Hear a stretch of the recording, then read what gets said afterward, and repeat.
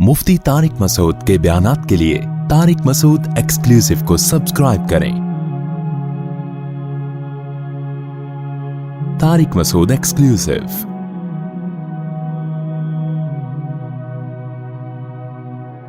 ए नबी आप कुरान पढ़ते हैं तो इन पर असर होने के बजाय क्या होता है कि इनकी हठधर्मी की वजह से हमने एक पर्दा हाइल कर दिया है, इनके कानों में हमने टाट लगा दिए और इनकी आंखों को हमने सीधा रास्ता देखने से अंधा कर दिया है। तो इनकी जिद और हठधर्मी है जिसकी वजह से हक को समझने की सलाहियत ही इनके अंदर खत्म हो गई है और अपने बाप दादा की अंधी तकलीद में अपने बुतों से इतनी मोहब्बत हो गई है कि इज़ा ज़करता रब्बका फिल क़ुरआनी वहदा, जब आप अकेले खुदा का जिक्र करते हैं ना कुरान में, तो वल्लौ अला अदबारिहिम नुफूरा, तो नफरत से पीठ फेरते हुए भागते हैं। ये इनको अकेले खुदा का तस्करा ही पसंद नहीं है। आज भी जो मुशरिक लोग हैं ना, आप देखें उनकी तकरीरों में, उनके बयानात में अल्लाह का जिक्र बहुत कम मिलता है, अल्लाह की बड़ाई बहुत कम मिलती है, अल्लाह की किबरियाई बहुत कम मिलती है। और कुरान में इसी मजमून को दूसरे मकाम पे जो बयान किया, व इज़ा ज़ुकिरल्लाहु वहदहु इश्मअज़्ज़त क़ुलूबुल्लज़ीना ला युमिनूना बिल आखिरा, कि जिन लोगों का आखिरत पर ईमान नहीं है ना, कि जब अकेले खुदा का जिक्र किया जाए, उसकी हम्दो सना की जाए तो इनके दिल तंग होने लगते हैं। व इज़ा ज़ुकिरल्लज़ीना मिन दूनिही इज़ा हुम यस्तबशिरून, हाँ अल्लाह के अलावा बाकियों की आप तारीफें शुरू कर दें तो अचानक खुश हो जाते हैं, यानी जो जिनको अल्लाह के साथ ये शरीक करते हैं। तो इससे पता चलता है कि कुछ लोग मिजाज के मुशरिक होते हैं, उनको शिरक का मिजाजन वो मुशरिक हैं, उनको जब शिरक की बातें होंगी तो अच्छा लगता है। और कुछ मिजाज के तौहीदी होते हैं, उनको जब अल्लाह की किबरियाई बयान की जाए तो उनको मजा आता है।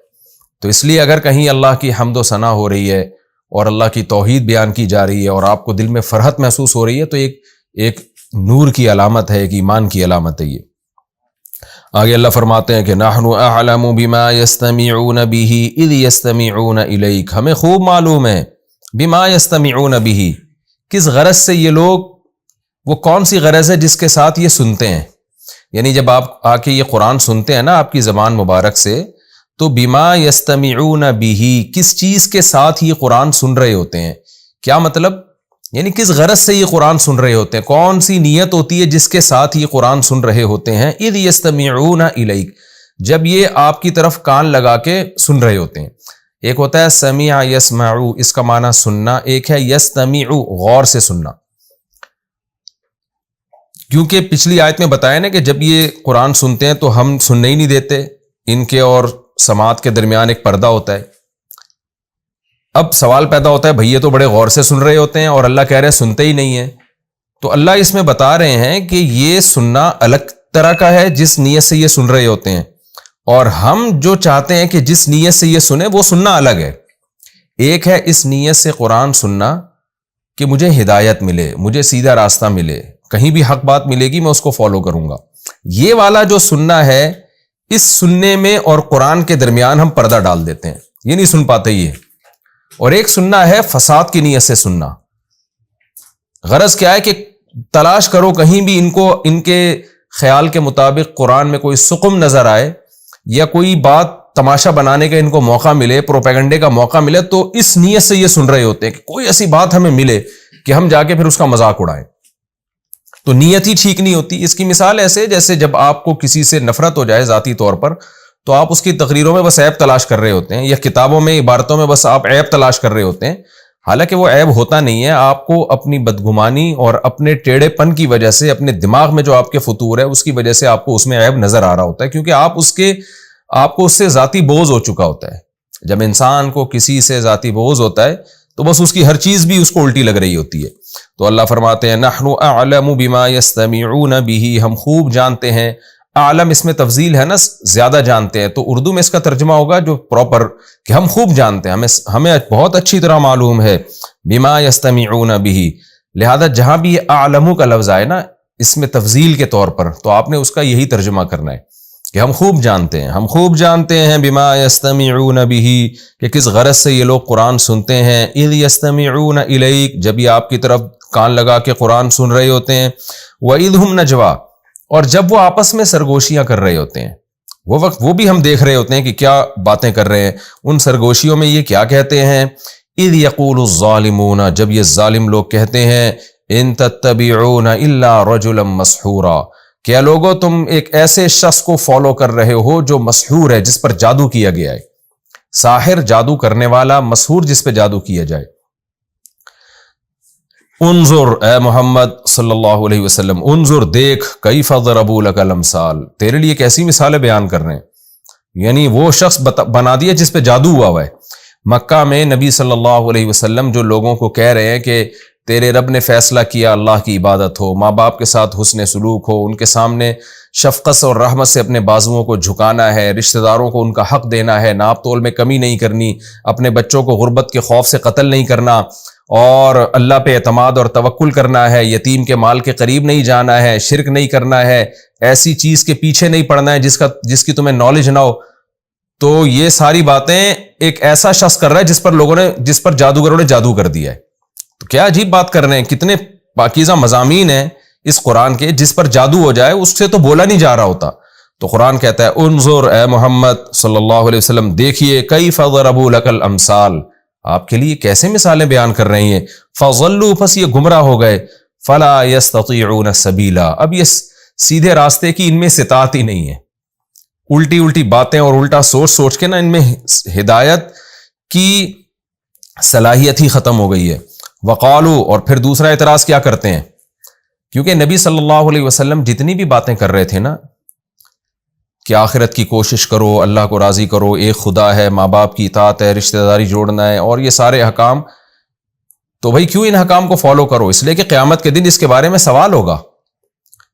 خدا مردوں کو زندہ کر کے پوچھے گا کہ میں نے جو تمہیں زندگی دی تھی اس میں تم نے کیا کیا.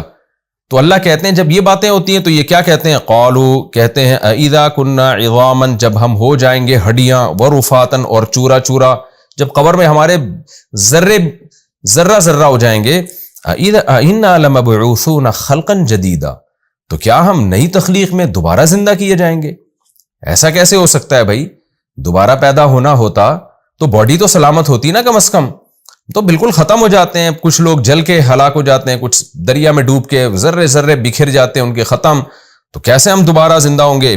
قل، اے نبی ان سے کہہ دیجئے، کونوا حجارتا او حدیدا، تمہیں یہ اشکال ہو رہا ہے نا کہ تم مر کے مٹی ہو کے ختم، تم مٹی کے بجائے پتھر بن جاؤ یا لوہا بن جاؤ. کیونکہ انسان، ایک دفعہ جو انسان تھا نا مر کے، اس میں تو پھر بھی چانس ہے کہ یہ عمل ریورس ہو کے انسان بن جائے. لوہے کو کبھی کسی نے زندہ ہوتے ہوئے نہیں دیکھا، پتھر میں کبھی کسی نے جان پڑتے ہوئے نہیں دیکھی. تو اللہ کہتے ہیں ایسی چیز بن جاؤ، پتھر بن جاؤ یا لوہا بن جاؤ. جس خدا نے پیدا کرنا ہے نا وہ لوہا بنا کے بھی تمہیں پیدا کر دے گا. انسان کے اختیار میں نہیں ہے کہ وہ پتھر یا لوہا بن جائے. یہ ایک مثال ہے، سمجھایا جا رہا ہے کہ جس خدا کی طرف تم یہ نسبت کر کے کہہ رہے ہو کہ وہ کیسے زندہ کرے گا، تو وہ خدا تمہیں لوہا بنا کے بھی زندہ کر سکتا ہے، وہ پتھر میں بھی جان ڈال سکتا ہے. تو تم ٹرائی کر کے دیکھو کہ تم پتھر بنو یا لوہا بنو. او خلقا مما یکبر فی صدورکم، یا ایسی مخلوق بن جاؤ جو تمہارے دلوں میں اس سے بھی بڑی کوئی چیز ہو، یعنی جس کا پیدا کرنا اور زیادہ ناممکن ہو. ایسی چیز بن جاؤ کہ جس کے بارے میں تمہارا خیال ہو کہ لوہے میں پھر بھی کوئی چیز تو ہوتی ہے نا، جان پڑنے کا کے لیے کوئی جگہ ہوتی ہے، یا پتھر میں بھی. اور اس سے پلاسٹک بن جاؤ، کوئی بھی ایسی چیز بن جاؤ کہ جس کے بارے میں تمہارا خیال ہو کہ یہ تو زندہ ہو ہی نہیں سکتی، وہ بھی بن جاؤ گے. تو پھر جب اے نبی آپ ان سے کہیں گے نا کہ اچھا ہم پتھر بن جائیں، لوہا بن جائیں، تو بھی دوبارہ اللہ زندہ کر سکتا ہے، تو فوراً یہ کہیں گے فَسَيَقُولُونَ مَن يُعِيدُنَا، تو عنقریب یہ فوراً جواب میں کہیں گے مَن يُعِيدُنَا، بھائی ہم پتھر بن گئے، لوہا بن گئے، یا اور عجیب سی مخلوق بن گئے، تو کون زندہ کر سکتا ہے؟ قُلِ الَّذِي فَطَرَكُمْ أَوَّلَ مَرَّةٍ، کہہ دیجئے کہ وہ پیدا کرے گا جس نے پہلی مرتبہ پیدا کیا. پہلے مرتبہ میں تو نہ پتھر تھے، نہ لوہا تھے، نہ مٹی تھے. اپنی قدرت سے اس نے ایک جرثومہ بنایا خوراک کے ذریعے، اور ماں کے رحم میں اس نے انسان بنا کے دنیا میں باہر لے آیا. اس چیز کو دیکھو جس سے وہ منی کا قطرہ بنایا گیا، اور پھر ماں کے پیٹ میں مختلف مراحل میں لے جا کے کیسے انسان بنایا گیا. تو جو اس طرح سے پیدا کر سکتا ہے وہ پتھر لوہے کو بھی دوبارہ پیدا کر سکتا ہے. تم تو پتھر لوہا بھی نہیں بنتے، تم تو مٹی میں تبدیل ہو جاتے ہو، اور پہلی مرتبہ اللہ نے انسان کو مٹی ہی سے بنایا ہے. آپ قرآن کے کانفیڈنس کو دیکھیے، نبی صلی اللہ علیہ وسلم کے کانفیڈنس کو دیکھیے. ایک طرف وہ مذاق اڑائے جا رہے ہیں کہ بھلا ہم جب ہڈیاں ہو گئے اور چورا ذرہ ہو گئے تو زندہ کیسے ہوں گے؟ اس کے جواب میں ہمارے نبی صلی اللہ علیہ وسلم یہ کہہ سکتے تھے کہ کوئی ایسی بات کر سکتے تھے کہ آپ کے دعوے میں کمزوری محسوس ہوتی، آپ کہہ سکتے تھے کہ ہاں بھائی میں بھی غور کر رہا ہوں، تم بھی غور کرو. پھر یہ ہوتا ہے کہ بعض لوگوں کی جسم سلامت نہیں رہتا، جسم سلامت رہتا ہے، بعض دفعہ یہ ہوتا ہے کہ ریڑھ کی ہڈی سلامت رہتی. کوئی بھی، جیسے ہم جب کسی چیز میں پھنس جاتے ہیں تو تھوڑا سا ہمارے دعووں میں لچک پیدا ہوتی ہے. لیکن آپ صلی اللہ علیہ وسلم کے اعتماد کو دیکھیے اور قرآن کے دعوت کو دیکھیے کہ وہ مذاق اڑائے جا رہے ہیں اور کہہ رہے ہیں کہ ہم جب چورا چورا ہو جائیں گے تو کون پیدا کرے گا؟ اللہ نے کہا کہ تم پتھر یا لوہا بن جاؤ. انسان ہو کے مٹی میں تحلیل ہونا تو بہت دور کی بات ہے، تم پتھر یا لوہا بن جاؤ یا اور ایسی مخلوق بن جاؤ جو اس سے بھی زیادہ، جس کے بارے میں خیال ہو کہ اس میں تو جان پڑ ہی نہیں سکتی ہے، لیکن وہی ذات زندہ کرے گی جس نے پہلی مرتبہ پیدا کیا. پہلی مرتبہ تو نہ پتھر تھے، نہ لوہا تھے، نہ مٹی تھے، کچھ بھی نہیں تھے. کیسے اس نے بنا کے تمہیں انسان بنا کے کھڑا کر دیا. فَسَيُنْغِضُونَ إِلَيْكَ رُؤُوسَهُمْ، تو یہ سر ہلاتے ہوئے آپ سے کہیں گے، یعنی مذاق کریں گے وہ کہ ہم مذاق اڑا رہے ہیں اور آپ اپنے دعوے میں اور مضبوط ہوتے چلے جا رہے ہیں. تو پھر ان کے پاس ایک ہی چیز میں، جب یہ اس جواب سے عاجز ہو جائیں گے نا، الذی فطرکم اول مرہ، کہ وہ پیدا کرے گا جس نے پہلی دفعہ پیدا کیا. اب یہاں مشرکین خاموش ہو جاتے تھے. یہ ایک بڑا زبردست سوال تھا نا یہ، کہ پہلی مرتبہ کیسے پیدا ہو گئے بھائی؟ اس وقت ڈارون جیسا بے وقوف اور احمق پیدا نہیں ہوا تھا جس نے ایک فضول قسم کی جو تھیوری گڑی ہے، جس کا نہ سر نہ پیر، کے کروڑوں اربوں سال میں یہ انسان وجود میں آیا ہے. اگر آپ رات کی تنہائیوں میں بیٹھ کے غور کرو نا، خدا کی قسم لا الہ الا اللہ، اس سے بڑا جھوٹ اور اس سے زیادہ مضحکہ خیز کوئی دعویٰ نہیں ہو سکتا کہ ارتقاء کے نتیجے میں انسان کو مانا جائے کہ یہ کروڑوں اربوں سال میں ایک سیل بنا اور سیل ترقی کرتے کرتے یہاں تک پہنچا. اتنا بڑا جھوٹ اور اتنی مضحکہ خیز بات ہے نا. لیکن خدا جب انسانوں کی عقلوں پہ پردہ ڈال دیتا ہے نا، ان کے گناہوں اور خدا سے نفرت کی وجہ سے، کیونکہ جب آپ کو خدا سے نفرت ہوگی نا تو پھر نفرت کے نتیجے میں آپ نے گڑنا ہے. خدا کو تو آپ نے ماننا نہیں ہے، تو کچھ نہ کچھ فلسفہ آپ نے گڑنا ہے. تو یہ وہ لوگ ہیں جن کے بارے میں قرآن کہتا ہے کہ ختم اللہ علی قلوبہم وسمعہم، ان کے دلوں پہ اور سماعت پہ میں نے مہر لگا دی. ایک روبوٹ وجود میں نہیں آ سکتا، ایک بے جان تصویر خود بخود وجود میں نہیں آ سکتی. یہ ایک جاندار تصویر کیسے وجود میں آ گئی کروڑوں اربوں سال میں؟ پھر نر الگ، مادہ الگ، اور پھر ماں سے بچہ پیدا ہو رہا ہے. بہت ارتقاء میں ہم اگر کوئی چیز فرض کر لیں تو کرتے کرتے ایک چیز وجود میں آ جائے نا. یہ ایک چیز کیسی ہے کہ نر مادہ کا ملاپ ہو رہا ہے اور 9 مہینے کے اندر بچہ بن کے پیدا ہو رہا ہے اور پیدا ہوتے ہی ماں کی چھاتیوں میں دودھ پیدا ہو رہا ہے. تو مشرکین مکہ میں بھی اتنی عقل تھی کہ انہوں نے ڈارون کی طرح سے کوئی نظریہ گڑا نہیں، یہاں کے وہ پھنس جاتے تھے. جب قرآن کہتا ہے الذی فطرکم اول مرہ، جس نے پہلی دفعہ پیدا کیا. ماں باپ خوراک کھاتے ہیں، اسی خوراک سے اسپم بنتے ہیں، اسی اسپم سے نر اور مادہ جرثومے بنتے ہیں، پھر وہ ماں کے پیٹ میں جاتے ہیں اور کیسے بچہ پیدا ہو کے آنکھ ناک کان سب چیزیں بنا کے دنیا میں آتا ہے اور بہترین دماغ لے کے آتا ہے. میں ایک مسلمان، اب تو مسلمان ڈاکٹروں نے بھی وہی ان کی اندھی تقلید میں وہی باتیں شروع کر دی ہیں. ایک ڈاکٹر کی میں کلپ دیکھ رہا تھا، وہ کہہ رہا تھا کہ ہمارا دماغ ان چیزوں سے بنا ہے اور اربوں کھربوں سال میں یہ دماغ وجود میں آیا ہے ارتقاء کرتے کرتے. تو ان کے دماغ نے اب تک اتنا بھی ارتقاء نہیں کیا کہ وہ یہ اپنے دماغ کے بارے میں فیصلہ کر سکیں کہ یہ کھربوں سال میں بھی آٹومیٹیکلی ارتقاء کے نتیجے میں نہیں ہو سکتا. کھربوں کیا، کھربوں کو کھربوں سے آپ ضرب دے دیں تو بھی نہیں ہو سکتا. بس خدا سے نفرت ہے، اس کا کسی طریقے سے انکار کرنا ہے. تو مشرکین مکہ چونکہ یہاں کے وہ پھنس جاتے تھے کہ بھئی پہلی دفعہ کیسے پیدا ہوتا ہے. تو واقعی جو پہلی دفعہ پیدا کر سکتا ہے اپنی قدرت سے، وہ دوبارہ بھی پیدا کر سکتا ہے. تو یہاں آ کے پھر وہ سوال گھماتے تھے اور کہتے تھے فَسَيُنْغِضُونَ إِلَيْكَ رُؤُوسَهُمْ، سر ہلاتے ہوئے آپ کی طرف آئیں گے اور کہیں گے متى ہوا، اچھا اگر یہ ہوگا تو کب ہوگا. جیسے آپ کہتے ہیں نا کوئی شخص پیش گوئی کرے کہ یہ کام ہو کے رہے گا، جب آپ پھنس جاتے ہیں تو پھر آپ اسے تاریخ مانگتے ہیں، اچھا بھائی تو بتا کب ہوگا یہ. تو وہ یہ سمجھتے تھے کہ محمد صلی اللہ علیہ وسلم ڈیٹ تو بتاتے نہیں ہیں قیامت کی، تاریخ تو بتاتے نہیں ہیں، تو ہمیں پھر یہاں مذاق اڑانے کا موقع ملے گا. بھئی آپ کا تو دعویٰ ہی مبہم ہے، آپ تو جو دعویٰ کر رہے ہیں اس کی ڈیٹیل خود آپ کو معلوم نہیں ہے، تو آپ کا دعویٰ کیسے قبول ہوگا. تو یہ ایک ان کو موقع ملتا تھا مذاق اڑانے کا. تو فَسَيُنْغِضُونَ إِلَيْكَ رُؤُوسَهُمْ وَيَقُولُونَ مَتَى هُوَ، مذاق اڑاتے ہوئے کہیں گے یہ کب ہے. قُلْ عَسَىٰ أَن يَكُونَ قَرِيبًا، آپ کہہ دیجئے امید ہے کہ وہ قریب ہو. کیونکہ جتنا عرصہ اس کائنات کو بنے ہوئے اور آدم علیہ السلام کو آئے ہوئے ہو گیا نا، اس ٹائم کو آپ اگر کیلکولیٹ کریں اور رسول اللہ صلی اللہ علیہ وسلم جب بھیجے گئے اور اس وقت سے لے کے قیامت تک کا ٹائم کیلکولیٹ کریں تو وہ بہت تھوڑا ہے. نبی صلی اللہ علیہ وسلم نے فرمایا بعثت انا والساعۃ کہاتین، مجھے اس طرح آپ نے انگلی سے اشارہ کیا کہ مجھے اور قیامت کو اس طرح ساتھ ساتھ بھیجا گیا ہے۔ پہلے تو لوگوں کی عمر 1,000 سال ہوتی تھی، تو اس کے لحاظ سے یہ 1400 سال کچھ بھی نہیں ہے۔ تو فرمایا کہ بہت جلد آنے والی ہے قیامت، اور حدیث میں آتا ہے کہ جو مر گیا نا اس کی تو قیامت آ ہی گئی، یعنی مجازن اس پر تو اس نے تو گویا اپنی دنیا جب اس کی ختم ہو گئی نا تو ایک لحاظ سے ایک چھوٹی قیامت تو اس کے حق میں برپا ہو گئی ہے۔ تو آپ ان سے کہہ دیجیے قل عسیٰ ان یکون قریبا، عن قریب امید ہے کہ وہ بہت قریب ہو۔ تو یہ اس طرف اشارہ ہے کہ مجھے قیامت کی تاریخ کا علم نہیں ہے، اگر اور یہ علم نہ ہونا اس کی علامت نہیں ہے کہ قیامت واقع نہیں ہوگی۔ آپ کو کیونکہ میں تو جو اللہ کا پیغام ہے وہ تم تک پہنچا رہا ہوں، اللہ نے مجھے بتایا کہ قیامت قائم ہوگی۔ سورہ طٰہٰ میں بھی کیا ہے، موسیٰ علیہ السلام کو اللہ نے کہا کہ جب نبوت دی ہے اور وحی نازل ہونا شروع ہوئی ہے تو اللہ نے کیا فرمایا، اکاد اخفیہا، اے موسیٰ قیامت واقع ہوگی لیکن میں اس کی تاریخ کو چھپا دوں گا، میں لوگوں کو نہیں بتاؤں گا کب ہوگی تاکہ وہ اچانک واقع ہو۔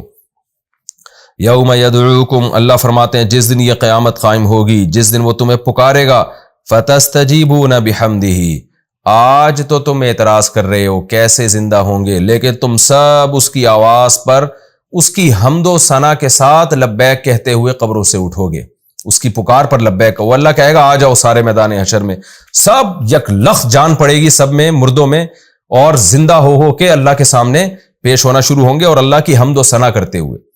یہ حمد جو ہے نا اضطراری ہوگی، اختیاری نہیں ہوگی۔ اضطراری کا مطلب یہ ہے کہ ایک تو اپنے اختیار سے انسان اللہ سے خوش ہو کے اس کی تعریفیں کرتا ہے، ایک ہوتا ہے کہ وہ جب اللہ کی یہ قدرت اپنی آنکھوں سے دیکھے گا نا تو کافر بھی اللہ کی حمد کریں گے، گو کہ اس حمد و ثنا پہ ان کو ثواب نہیں ملے گا، لیکن اس وقت وہ بھی اللہ کی حمد کر رہے ہوں گے کہ ہمارا رب کتنا طاقتور ہے کہ جس نے ہمیں ختم ہونے کے بعد کیسے سیکنڈوں کے اندر اس نے ہمیں دوبارہ پیدا کر دیا۔